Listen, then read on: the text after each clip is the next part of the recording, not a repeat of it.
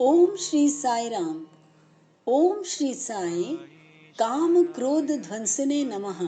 60। वासना व क्रोध इनका नाश करने वाले श्री साई को हमारा सादर प्रणाम।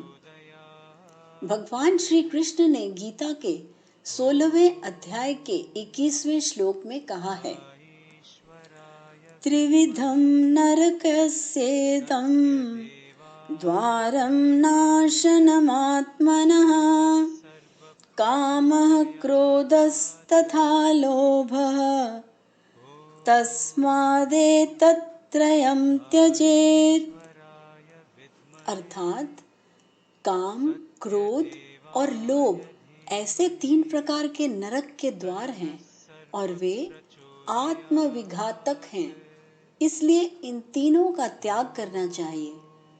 काम, क्रोध आदि षड्रिपु ये भगवान के प्रति पहुंचने के बीच प्रमुख बाधाएं हैं। जब तक ये बाधाएं दूर नहीं होती तब तक भगवान किसी को भी अपना भक्त कहकर स्वीकार नहीं करते। षड्रिपुओं का वास होने वाले हृदय में परमेश्वर कैसे वास्तव्य कर सकता है? जिस समय वे काम, क्रोध आदि रिपु नष्ट हो जाएंगे, उसी समय मन शांत होगा, देह शरणागत होगी, हृदय निर्मल शुद्ध होगा और तभी परमेश्वर वहां वास कर सकता है। भक्तों की वासनाएं, क्रोध आदि का नाश स्वामी जी किस प्रकार करते हैं, उस संबंध में 2 घटनाएं। पहली घटना स्वामी जी के एकपन की है। एक दिन अध्यापक के ध्यान में आया कि वह जो सिखा रहे हैं वह अन्य सभी विद्यार्थी लिख रहे हैं, परंतु सत्यनारायण मात्र नहीं लिख रहा है। उस पर गुस्सा करते हुए उन्होंने कहा, जो कोई नहीं लिखता वो खड़ा हो जाए। उस पर सत्यनारायण उठकर खड़ा हुआ। अध्यापक ने उससे पूछा, तुम क्यों नहीं लिखते? निष्पाप मन के सत्यनारायण ने कहा, आप जो सिखाते हैं वो सब मुझे मालूम है, तब मुझे लिखने की क्या आवश्यकता है? ये सुनकर अध्यापक का अहंकार जागृत हुआ। उन्होंने सत्यनारायण को बेंच पर खड़े रहने की सजा दी। सत्यनारायण बेंच पर खड़ा हुआ, लेकिन घंटा खत्म होने पर भी वे अध्यापक कुर्सी से उठ न सके। दूसरे अध्यापकों को सत्यनारायण को बिना किसी कारण दी गई सजा मालूम हुई।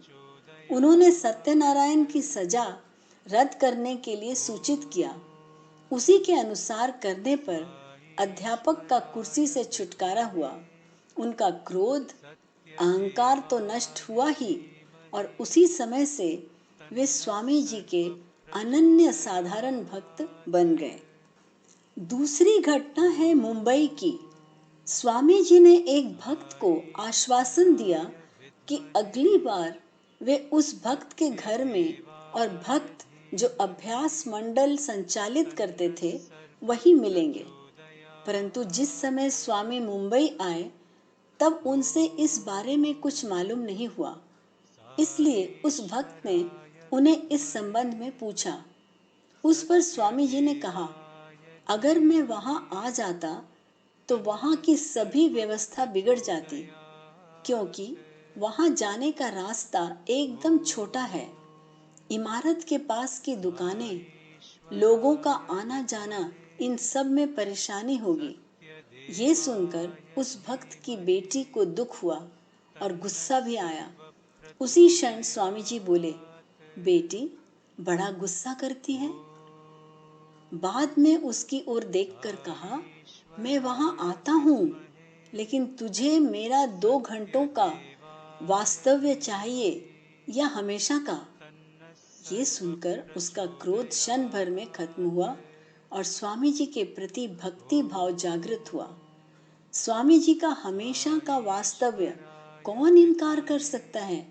स्वामी जी ने भी उसी वास्तु में हमेशा के लिए वास करके उसकी प्रतीति कराई। ओम श्री सत्य साईनाथ अर्पणमस्तु।